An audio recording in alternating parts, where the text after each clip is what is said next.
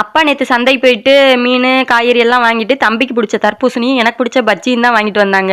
அதோட தர்பூசணி எனக்கு தம்பிட்ட கொடுத்தா அவங்க பெரிய சவுடால சாப்பிட்டுட்டு இருந்தாங்க. சரி நீ என்னமோ பண்ணுனா என்னோட டியூட்டியை பார்க்குறேன் அப்படின்னு சொல்லிட்டு நான் பஜ்ஜி எடுத்து சைடில் சாப்பிட்டுக்கிட்டு இருந்தேன்.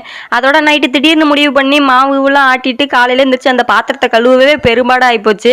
அதோட தம்பிக்கு வாங்கிட்டு வந்த ஸ்நாக்ஸ் இருந்துச்சா ரொம்ப டயர்ட் ஆயிடுச்சுப்பா, அந்த ஸ்நாக்ஸை சாப்பிட்டு கொஞ்சம் சரி பண்ணிக்குவோம் அப்படின்னு சொல்லிட்டு சாப்பிட்டுட்டு தான் அடுத்து வேலையை பார்க்க ஆரம்பித்தேன்.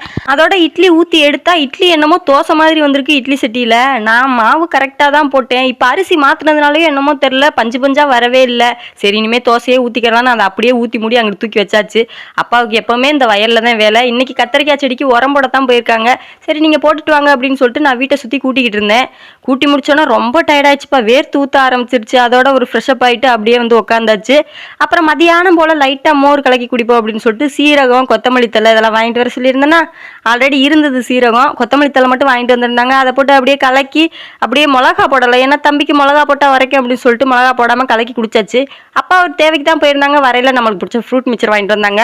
பட் இது ஆர்எஸ் மங்கலத்தில் வாங்கல, சனவெளியில் வாங்கியிருப்பாங்க போல இருக்கு, நல்லாவே இல்லை. சரி என்ன பண்ணுறது வாங்கிட்டு வந்தாச்சு.